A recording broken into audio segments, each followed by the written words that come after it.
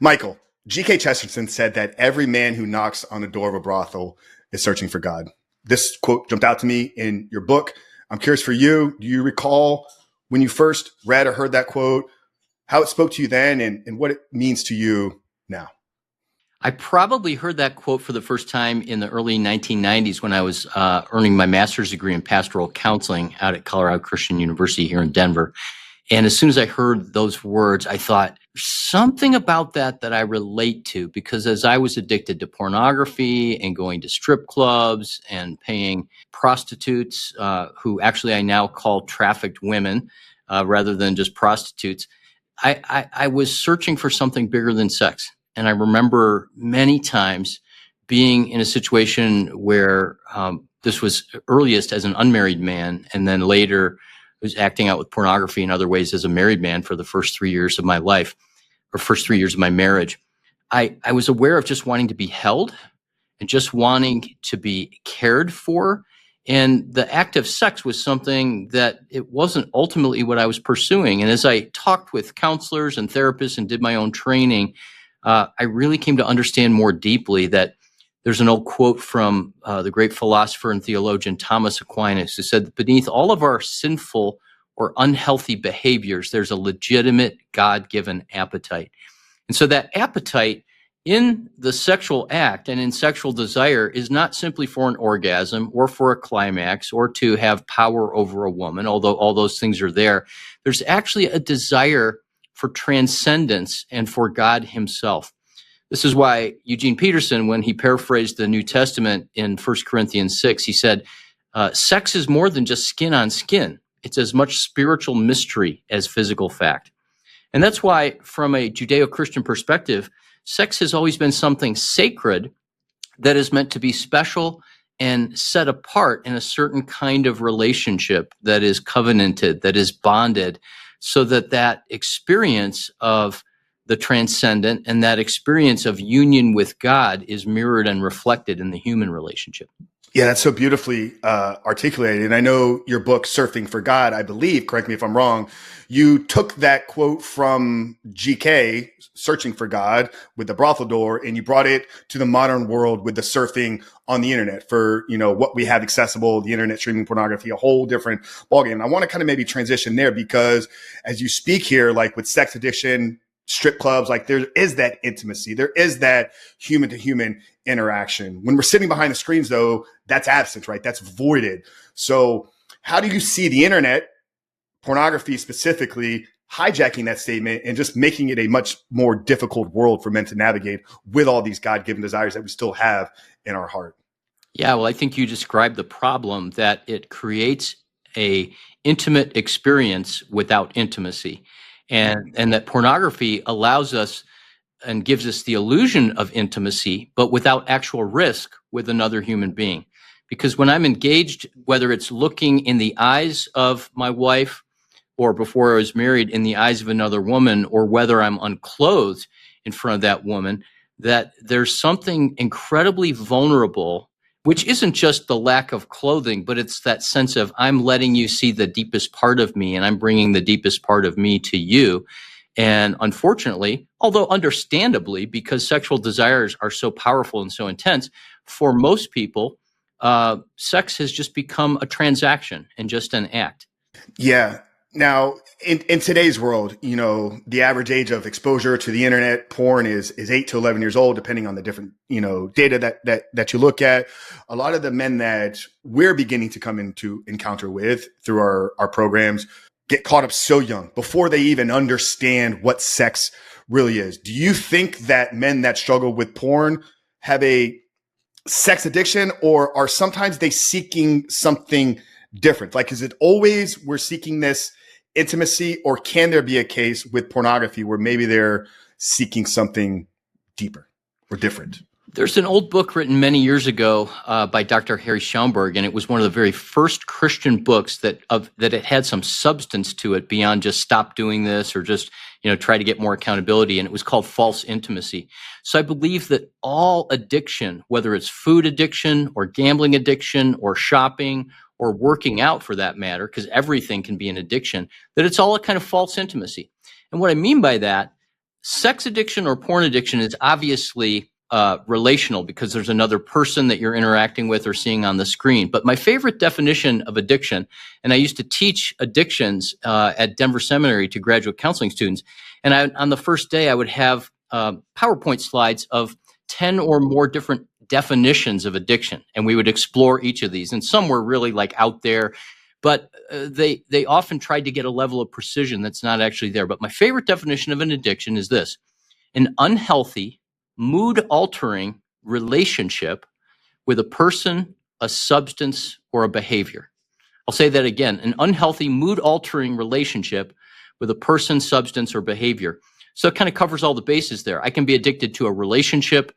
I can be addicted to acting out sexually with people. I can be addicted to food, to drugs, to alcohol. I can be addicted to some behavior that gives me dopamine hits. And again, that's why it could be weightlifting or Bible study for that matter. It could be something good, but it's a relationship. And this is a secular definition, by the way. And I think it's important that the objects of our addiction, they become stand-ins, if you will, for attachment needs that every human being has. So a little boy, when I was little, every infant all the way through adulthood, we have these 4 attachment needs to be seen, soothed, safe, and secure. And those 4 S's are just a template for how we get our needs met in the world. And when we're little, that's a one-way street.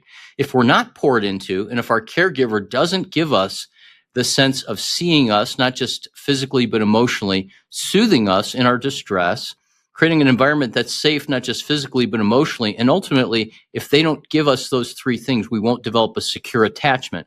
That sense that I can get my needs met reliably and predictably, and that's a good thing. If that doesn't happen, then I've got to learn to take care of myself and to meet my needs on my own. And pornography and sex in particular, par excellence, seem to meet those needs like nothing else. We can also turn to other addictions, but I would argue that all addictions are relational, and that every human being is addicted to something. I love that. Are you familiar with Dr. Anna Lembke of Stanford, author of Dopamine Nation? I'm not. Incredible work. I think you'd really enjoy the book Dopamine Nation. We had Anna on the show about two-ish years ago, and she's been Stanford's like head director of addiction. And I had her define it just in a very similar way that you just did. In her definition, I think it almost runs parallel to what you shared. So hers is an addiction is the continued or repeated use of substance and or behavior. So she's including the behavior in there, despite the negative consequences to self or others. So I think for her, it's the negative consequences.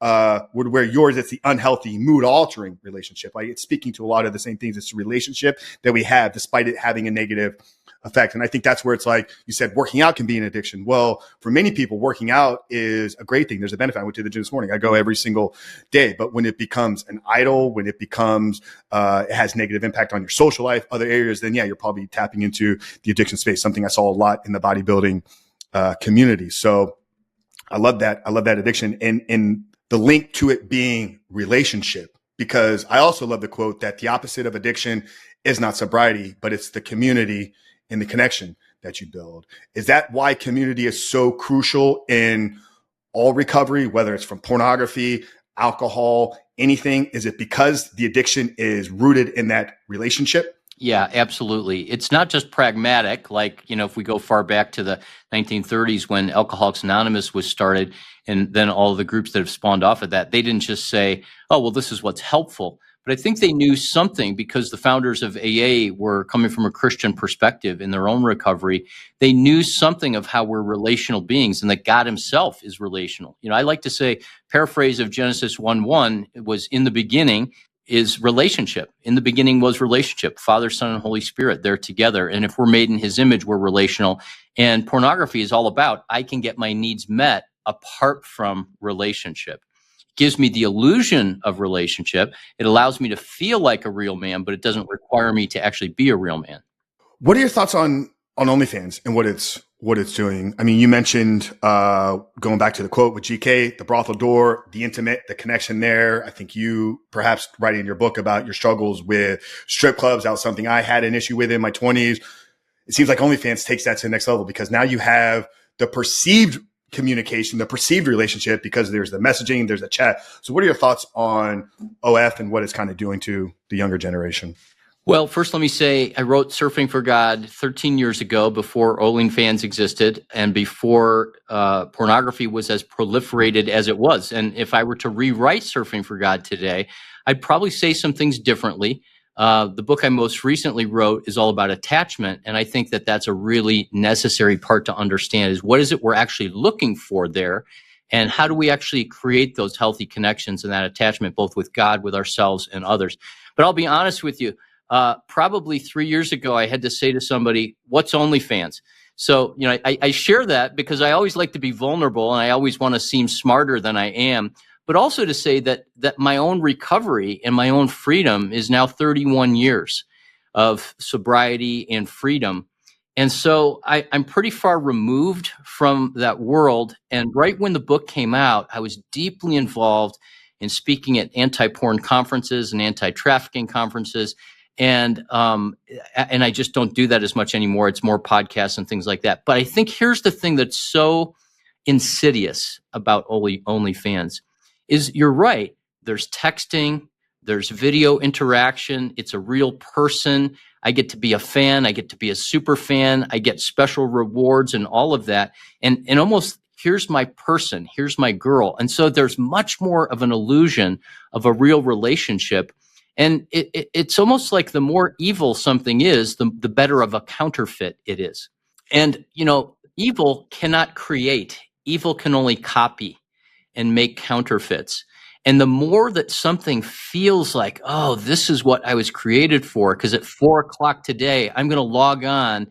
And apart from any naked body parts or sexual acts, I'm convinced that what most men want is a woman who's looking in their eyes and face, and their eyes light up and their face smiles and radiates something that says, you are the man, you are wanted, I see who you are, I get you, I understand your needs, and guess what? I'm here for you, and I will give you whatever you want. And I think that's what men are looking for. It's that radiance that comes off of a woman and is literally life-giving. It's a kind of tenderness that we don't often receive or are encouraged to receive in the world of men, but here's the one place where it's acceptable. Have you noticed any patterns of men's relationships with their mothers, as we're speaking about this relationship to the feminine here, the nurture, on the dynamics of the relationship with the mother, whether it's in your counseling work or in the research that you've looked at, and how that leads them to perhaps being more susceptible to falling into these addictions? Yeah, for sure. And this brings up the issue of attachment wounds again, this idea of to what degree my caregiver, namely mother, because for the most part, it's moms that are nurturing and tending to the infant in the earliest days, including whether they breastfeed or not. But yeah, if a person has a mother wound, chances are, and I would say that every man does to some degree. Why? Because the umbilical cord being cut right there, it's like, oh no, I'm in this perfect world where all of my needs are met and I don't have to do anything to earn love or care or warmth or nurturing. And then suddenly I'm pushed down the birth canal and, people are not there as quickly as I might need them to be. And for many infants and young children, and as they go throughout life, people aren't there in the way they need at all. And that causes profound wounds. But my former mentor and colleague, Dr. Dan Allender, who's a psychologist up in Seattle, you and your listeners may have heard of him. He's written profoundly around the area of sexual abuse and spiritual growth and restoration. He once said that men act out with pornography, and they take the rage that's inside of them, that there's this longing inside of them, and they move toward a woman, and they act out rage and anger because a woman invites us to our tenderness. Women are the feminine reflection of who God is. And the scriptures, I believe, obviously talk about God as Father, but God is not a man, nor is God a woman. God is spirit, and God has feminine and masculine attributes, and we call him Father. And so as men in the world, we're more connected to strength and to justice and to being fierce and toward fighting. And women have a tenderness and a radiance. And when we are around them, that awakens something inside of us. And the degree to which we got that from our mothers can predispose us to much more easily being willing to consume the feminine in pornography in order to get that tenderness. And so one of the parts of healing and the healing path is for men to begin to understand and explore their longings and their needs, their feelings, which often take us into tender places which are very vulnerable. And most human beings don't enjoy vulnerability, and men in particular. Yeah. I think it's Iron John. The author writes, in order for a man to fully become a man, he must become a woman first. And it's this suppression of these feelings, these emotions that were kind of like beaten out of us when we're boys, like toughen up, boys don't cry, man up, do these things, pick yourself up. Like in order for us, and I experienced this in my journey, and I've seen it with so many of the men that we've, mentored, coached, and counseled with. It's like, you have to stay in that masculine, but understand that these emotions, these feelings, and I love the expression that you shared there. 31 years, you said, has been your freedom. Can you take us back? Obviously the book does a great job. We want to point people to learn more about your story, but maybe the pivotal moments in that journey early on for you, and then how that kind of led you to founding Restoring the Soul and doing all the work that you've been doing for the last few decades. Sure. Well, the 30-second overview is I'm the youngest of 5 kids born to an Irish Catholic family. I was exposed to pornography at age 4, sexually abused starting at age 4 by an uncle who made me available to other men and therefore trafficked me. Had another significant abuse instance starting around the age of 8 that carried on in different ways up until age 16 when I was abused by a physician who would examine me multiple times, and it was actually an instance of molestation. And that's something that I never actually dealt with until much further down the road. But all of that set me up to have a craving for fulfilling my lust. So it became very natural to search out porn magazines and dumpsters and high school newspaper drives and things like that. Listeners probably are going, what is that? But I became a Christian at age 16, and right away I felt that God forgave me. I felt that I had a whole new life, and I did, but I buried all of those behaviors. I didn't tell anybody about them. And when you push down an addiction or a struggle, it's going to gain strength. As we say in the 12 steps, that our addiction is out in the parking lot doing push-ups.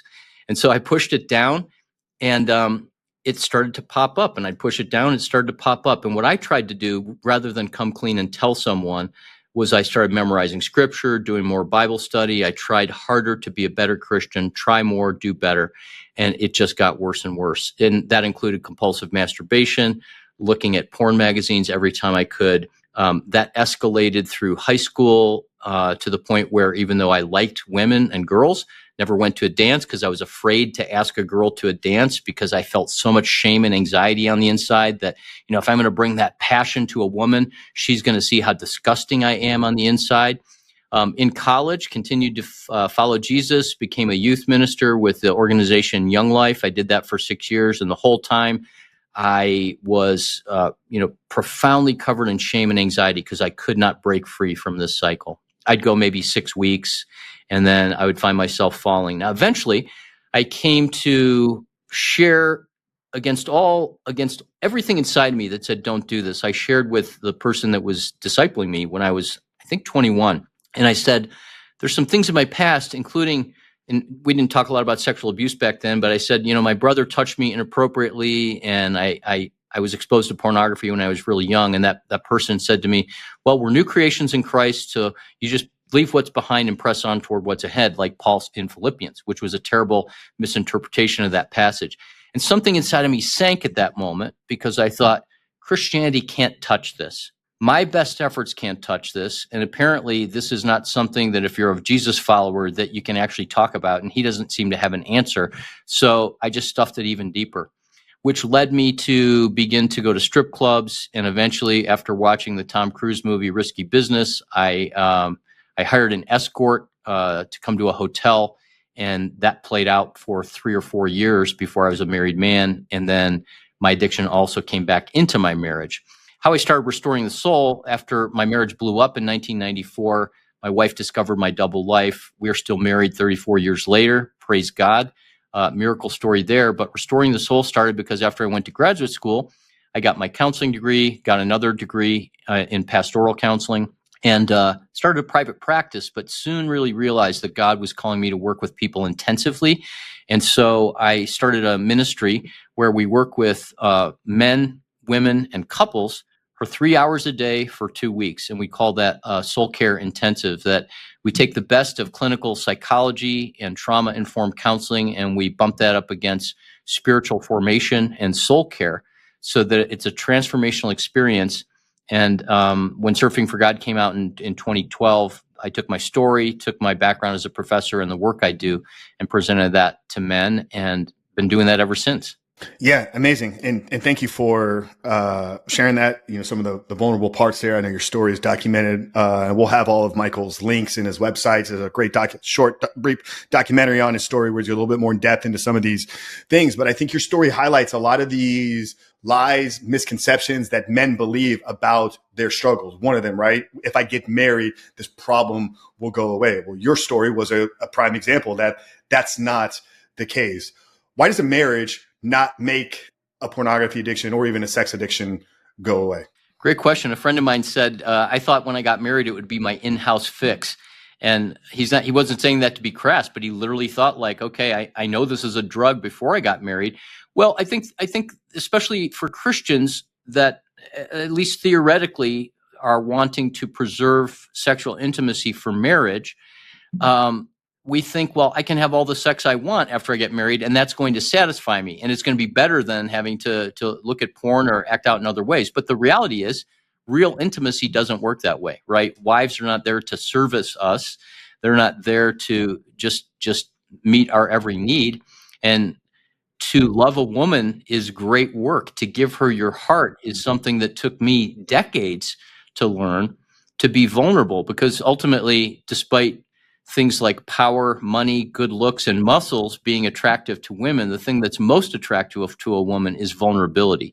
That when someone who could be strong and who could in most cases physically, emotionally cause harm, that person would come with power under instead of power over. And that's exactly like Christ.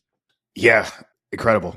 Biggest tip, Michael. You mentioned 34 years, praise God, incredible miracle happening in your marriage and life right now. There's going to be a lot of guys listening to this that are in the fight right now. Wives are hearing this right now. They're in the fight with their husband. They're supporting them. They don't trust them maybe. What 1-2 pieces of advice do you have to the couples, both men and women out there that are currently in this fight together, coming from somebody that's, made it 34 years at this point? Well, I would say 2 things right off the top of the bat. And I'll try to use several R's because that'll be easy to remember. The first is to recognize that this issue is bigger and deeper than it actually seems. A lot of times people will get caught, or in some instances, although it's rare, they'll kind of come clean or come forward and say, hey, this is a problem to their spouse, to their partner. And that person might be shocked, or they might say something like, well, I knew there was some kind of problem because we certainly don't have much of a connection, or our intimacy has been strained. But when you come clean like that, what most people do right away is they go, okay, I'm gonna try to do better. I'm gonna maybe get a filter on my computer and have my buddies be my accountability partner. So I'm gonna get busted when I look at porn, and those kinds of things can be good, but it's really a superficial attempt for the man who has actually tried before, or for the man who hates what he's doing and can't stop. They need to say this is an addiction, and not to argue over, well, is it really an addiction? Because I'll have men come to my office over the past years and they'll say, I don't know if it really is an addiction. I'll say, stop right there. What do you want to call it? How about if we call it Fred or Bill or basketball or doorknob? Okay, let's call it doorknob. All right, so your doorknob is your porn addiction, and what have you done? And is that working? To call it actually an addiction, and I don't actually care what they call it, is to acknowledge that I am powerless to manage this. This doesn't mean that I can't change my behavior, or that, I'm just throwing my arms up and saying, sorry, honey, I'm powerless over this, so I'm just going to keep doing it. It's to actually acknowledge that I'm powerless to manage it, and that I need a different approach. And this is certainly biblical, but it's the first step in all the 12 steps of AA and the other programs that we acknowledged that we were powerless, and that when we engaged in this thing that we hated, that our life became unmanageable. The second step is that we came to believe that God could restore us to sanity, and that word for sanity is wholeness. And third, made a decision to turn our will and our life over to the care of God as we understood God, as it says in the 12 steps. And that's the process, is to acknowledge this is more than just me. No offense to you as a coach, because I do some coaching as well and as a therapist, but we can't just give a prescription and say, do these 5 things and you'll never struggle with porn again, the same way that you can if a guy wants to, build his abs more. And you can say, do these exercises, that will work. But in the spiritual and emotional realm, rather than trying for change, we train for change. If we want to be the kind of person, if we want to stop looking at porn, we set our direction on becoming the kind of person that doesn't look at porn. That's different. We can succeed at that, but if we make the goal to stop sinning, we'll eventually do it again. Yeah, and that's been our approach. So I'm glad you gave the asterisk there to the powerless quote, because I think most men hear that I'm powerless and they're like, oh, it's out there, I'm never gonna be able to control it. It's like, you're powerless to manage it in your current state. Our approach, Michael, has always been rooted in what I say is an identity transformation. Become the man that no longer wants, needs, or desires porn in your life. What does that look like? It is an identity shift, identity transformation. You gave a great example. Eat in a calorie deficit and do some crunches, you can have abs. But the minute you stop doing those things, if you don't become that person, if you don't embrace healthy eating as a lifestyle, if it doesn't become your identity, well, the data tells us 90% of people that lose weight put it all or more on in a 3 to 5 year window. So it's the same thing in the fitness space as it is in the recovery space. If you don't successfully transcend or transform your identity, you're just going to be managing behavior. You're going to be managing sin for the rest of your life. And that's where I've seen most guys. It's like, I've gone 6 months without it, but I'm white knuckling it. I'm tracking a day. And it's like, I'm just waiting for the girl in the bikini to walk by. And I know I'm going to be slipping back because they haven't changed their thoughts. They haven't changed their identity. They haven't changed the way that they see the world. So I think we're very congruent in our belief and path to recovery. Yeah, and I would additionally say to that, the one piece that from a therapy perspective is so vital is looking at the woundedness that's inside of us. And as men, we'll do anything to avoid acknowledging the fact that we're wounded, that we have, in many cases, been harmed, that parts of us are broken, that we've lost heart. And so many of us carry around shame, this secret sense that we are deficient, that we are inadequate, that if anybody saw who we really were, that they would walk out of the room.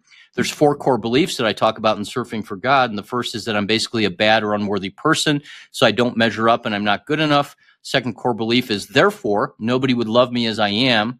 The third is, and this one is really sneaky because very few people actually see this off the top, but I can't get my needs met, my legitimate needs met, by depending on other people. Parentheses, I have to meet my needs myself.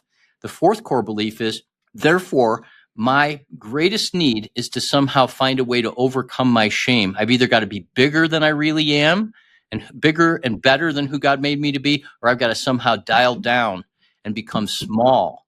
And until we deal with the shame, which is a kind of wound inside of us, many men will just white knuckle it and never really get free. And that's why I want to just do a shout out. In addition to my book, when Surfing for God came out, we started a weekend intensive program where we work with 30 men at a time in Monument, Colorado, between Colorado Springs and Denver.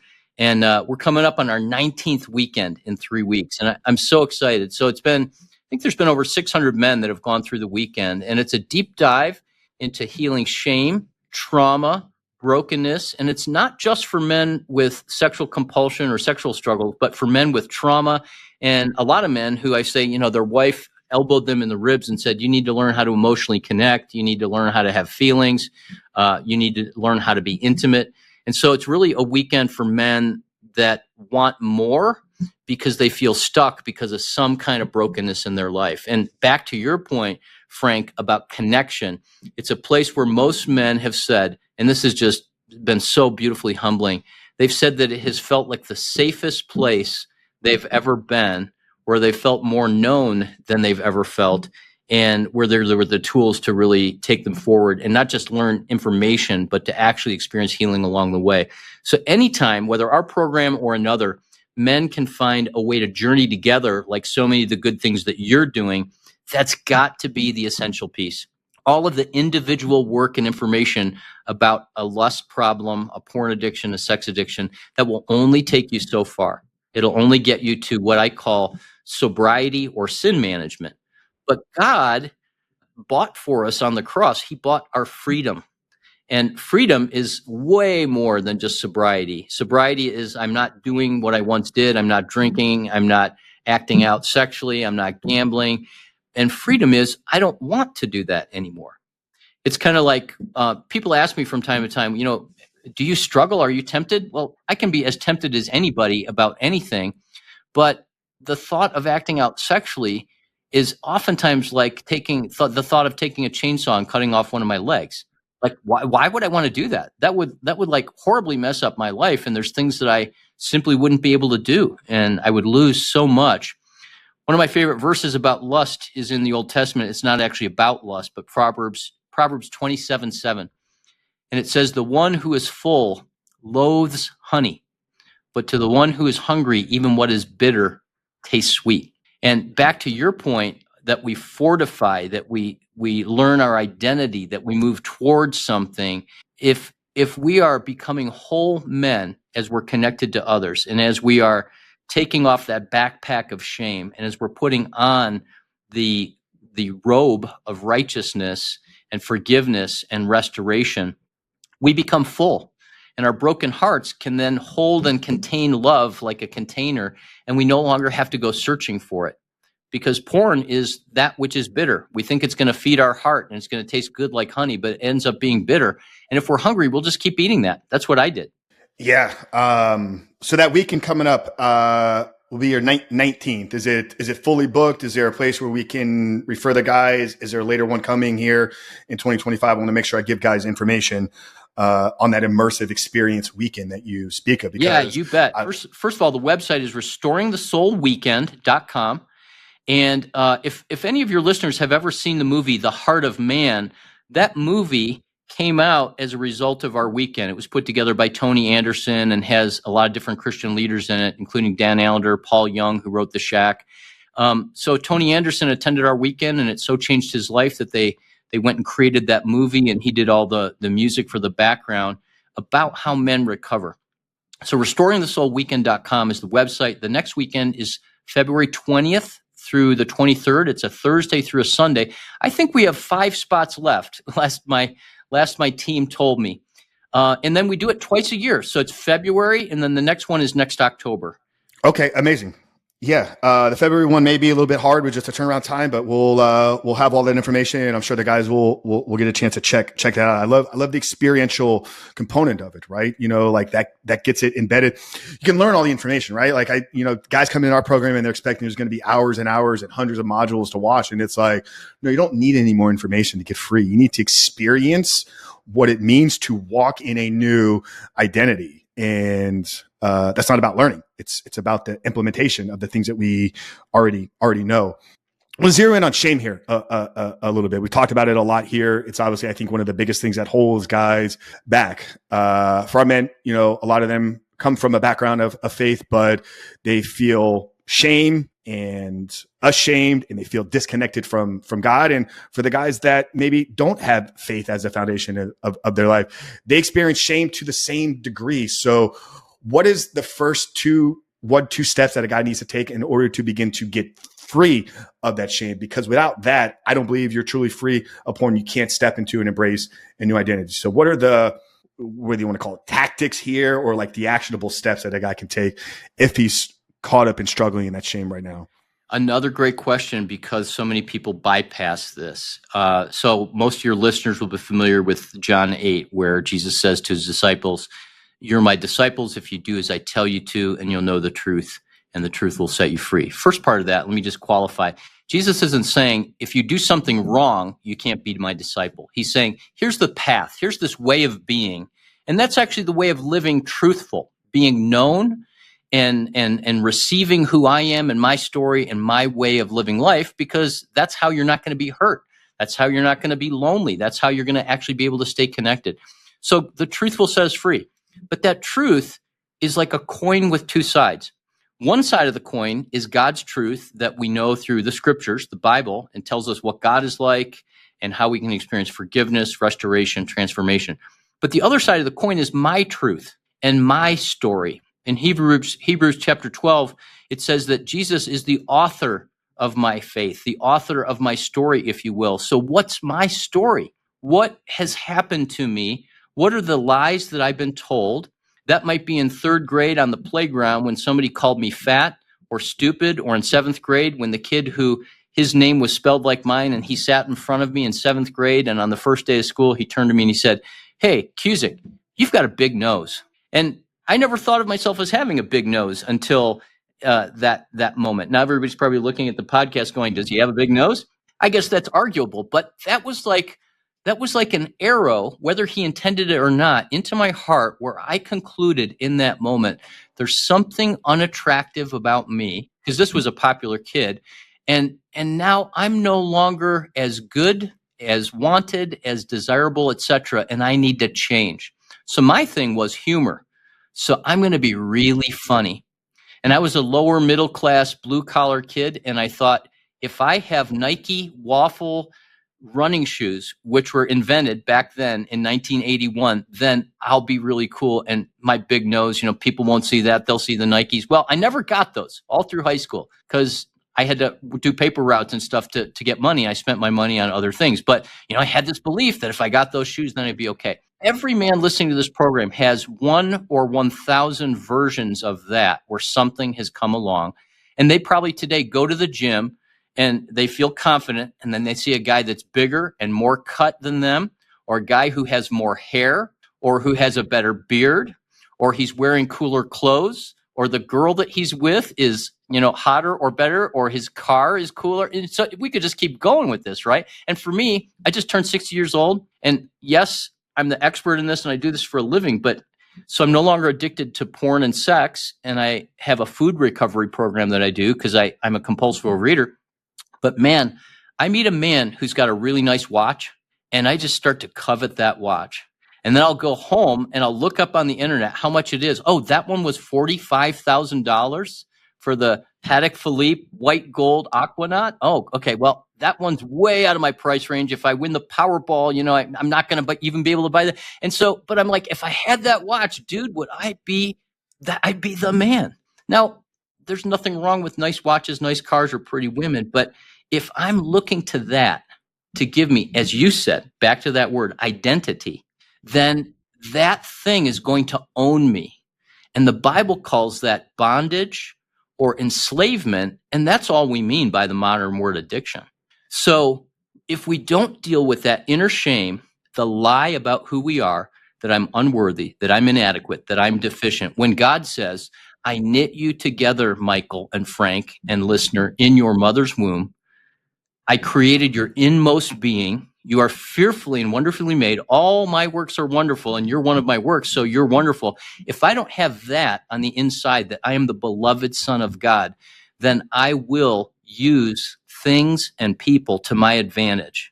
Wow, man. As you're sharing all that, I just feel like you're just ripping me open. I shared a little bit about my testimony and story here. Prior to 2018 coming to Christ, I was a competitive bodybuilder for 10 plus years. I grew up lower middle class, blue collar family, kind of like yourself, right? We didn't have great things. I always thought if I had a pair of Jordans, I'd be like the rich kids.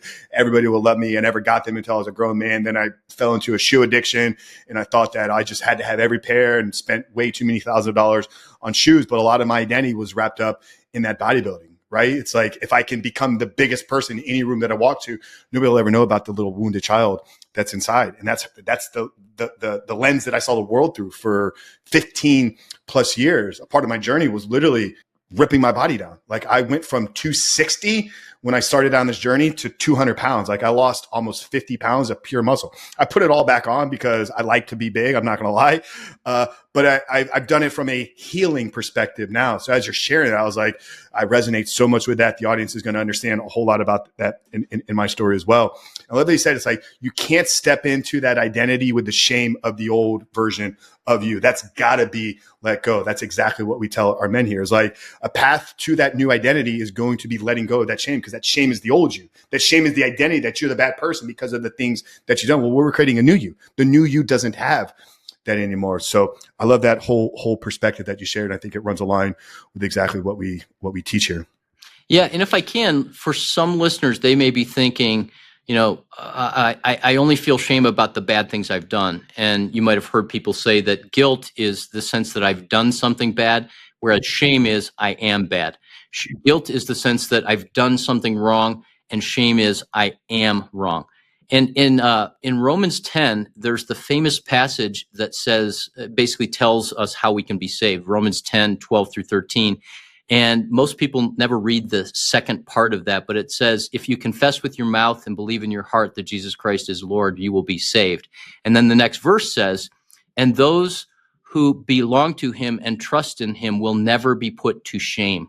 And what I like to say is that the actual effect of coming to Christ and being a follower of Jesus is that we can live without shame. That's the mark of a Christian. And that doesn't mean shamelessness, like, hey, I can walk around naked down Fifth Avenue and not feel shame about it, but a sense that I'm living in the truth of who I am and not condemnation. And then in Psalm 25, if you start to look through scripture with your eyes open, it's remarkable how much David in particular talks about shame. But to you, O Lord, I lift up my soul, and you I put my trust. Don't let me be put to shame or let my enemies triumph over me. No one whose hope is in you will ever be put to shame. So it's this idea that we need to get the love of God deeper and deeper into our hearts, especially into those nooks and crannies and recesses where we've been told lies, and we hold on to those lies because it keeps us in a sense of self-sufficiency. If I think I'm a piece of crap, then I can always work harder to be better and better, and I never have to be vulnerable and trust and depend on a source of love. Is that another reason why community, conversation, safe places around, and being open and having the courage to talk about this specific issue is so crucial for freedom? Because you could be doing the inner work, you could be doing the perceived identity transformation on yourself, but if there's still the inability to talk about this said thing, I believe it's still holding an element of power over you. There's still a shame that's connected. Is that a reason why the community, the conversation, the connection is so important to getting free in this area? Absolutely. There's only two things that will deliver us from shame, and that, to go back to your concrete question, and it's grace and safety. And those are also two sides of the same coin. So a person can read books and listen to podcasts about shame, and I've done that, and I've taught lectures and day-long workshops on shame and how to get over it. But ultimately, we have to be vulnerable. We have to take off our fig leaves in front of another person. So, God never shamed anyone. God never shamed Adam and Eve. A lot of people think that God showed up and he was like, cover yourselves right now. That's inappropriate. That's dirty to show those parts. But it was Adam and Eve's idea. And it came out of the accusation from the serpent that you can't trust God. Did he really say that? And by the way, you can be your own God, so you don't have to trust anyone. Can't trust him, and you can trust yourself. And what they did to trust themselves was in their nakedness and that sense of suddenly being seen for less than, they covered themselves with fig leaves. And the grace in that picture is that, I'm paraphrasing and using a sanctified imagination, but it's like God showed up and said, fig leaves, they're not going to cover this shame that you think is who you are. Let me clothe you.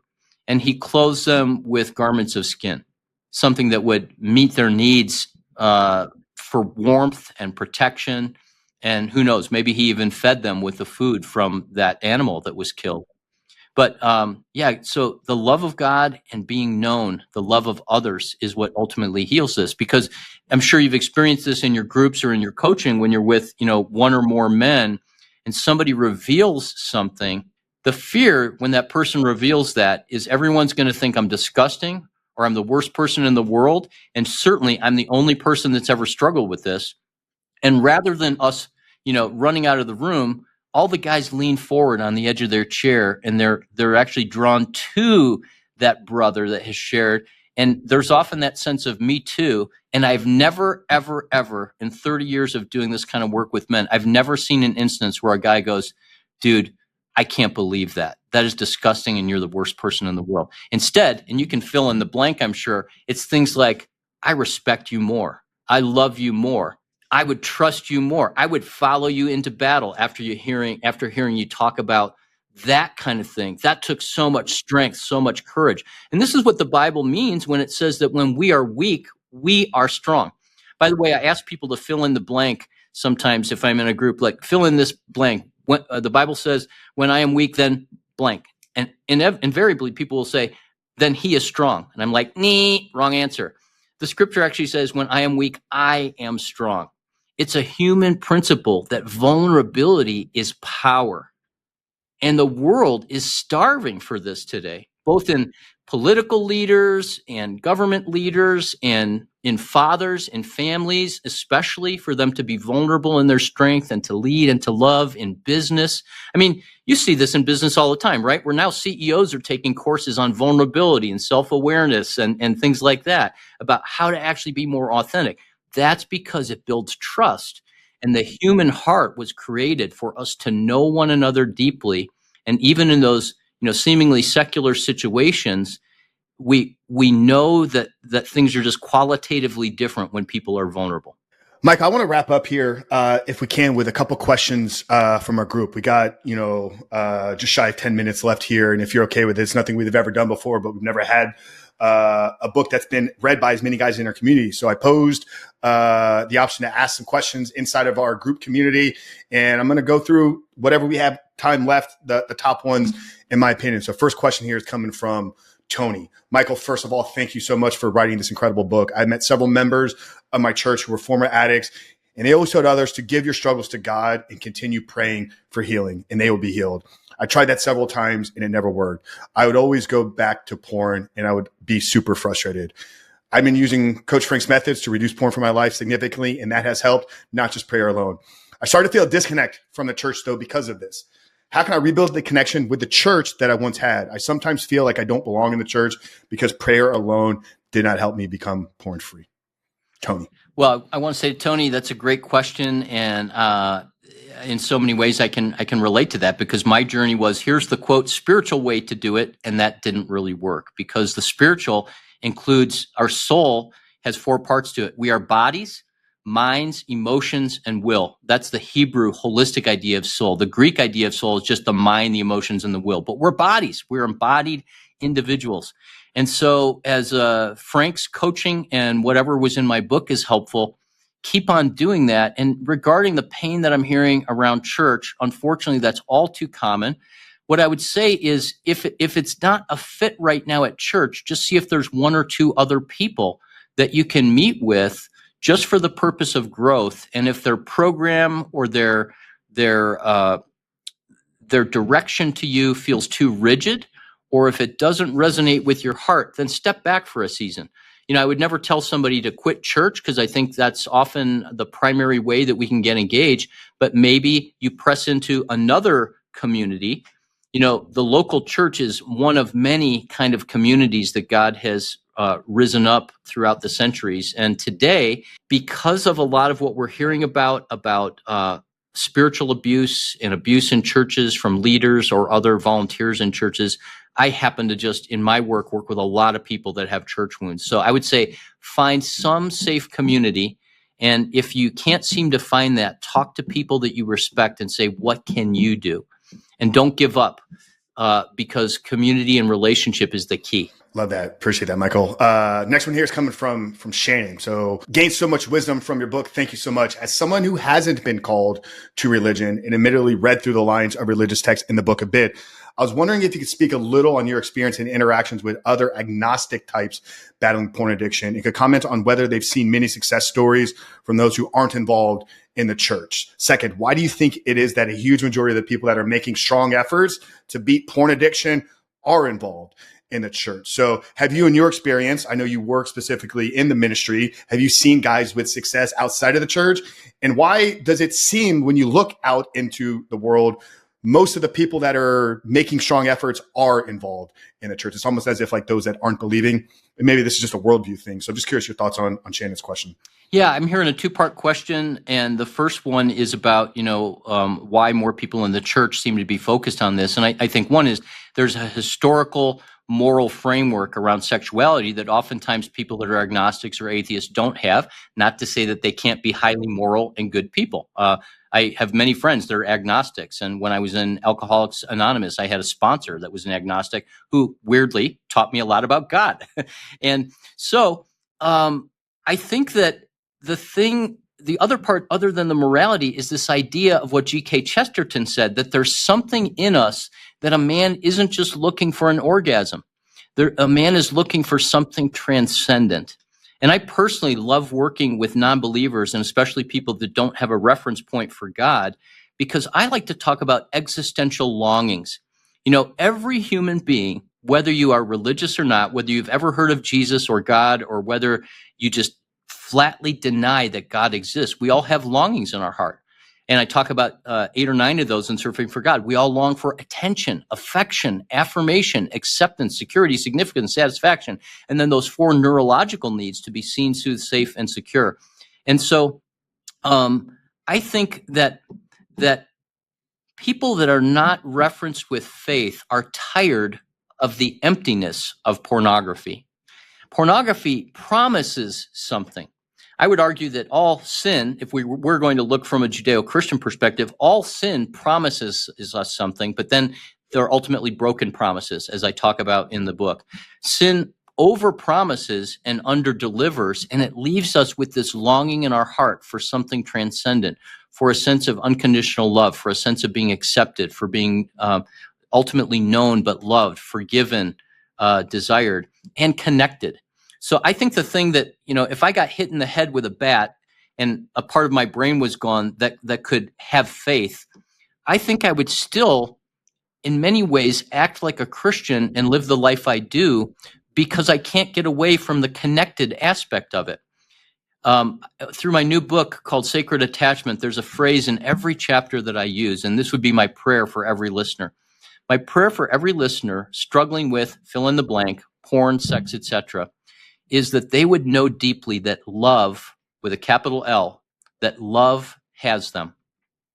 And if I was to talk to that atheist man or the agnostic, and if I took the word Jesus or God and replaced that word with love, capital L, and we didn't say that it was even the Christian God, but what's your concept of love? My guess is that agnostic would go, oh, I can believe in that, because who doesn't believe in love? But I'm talking about a perfect love that would see you and know you and not turn away, not turn its head, not turn up your nose or scrunch your eyes.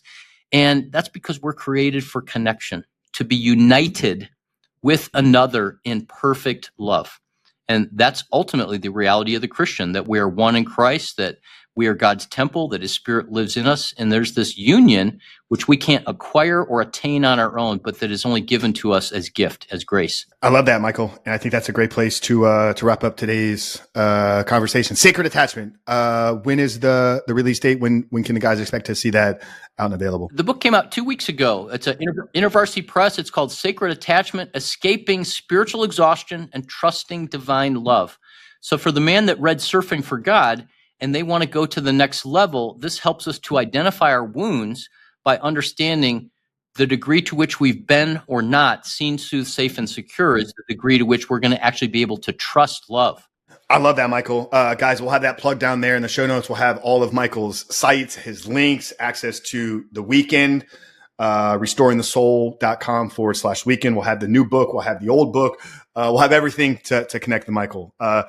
Michael, it's been an honor, man. I told you before we hit record here, the impact that one conversation that you had with a personal mentor of mine has had on my life 7 years ago. I hope today's conversation can maybe be that for somebody out there. This was a bucket list item, man, and it's been an absolute honor to speak with somebody that has had such a massive impact. So I appreciate you. I appreciate everything you've done and continue to do for the men out there, guiding and leading them to freedom. So thank you once again. We like to wrap up the shows here with the same final question for everybody. Title of our podcast is called The Superhuman Life. So Michael, as we wrap up today's conversation, how would you define living the superhuman life? Trusting that love has us. Amen.